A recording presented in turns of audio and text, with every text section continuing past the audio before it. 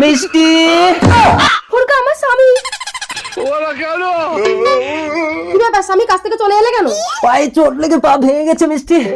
কোন পা ভেঙেছে তোমার? ও আচ্ছা, যাও কাজে যাও। যাচ্ছি যাচ্ছি। অনেকদিন আমাকে ভালোবাসো না, চলো না একটু খেলা করি। ও এই জন্য তুমি পা ভাঙার বাহানা করে বাড়ি আসছো? ওসব আমার আর ভালো লাগে না, যাও কাজে যাও। শালা বউ কেন আজকাল আমাকে পাত্তাই দেয় না।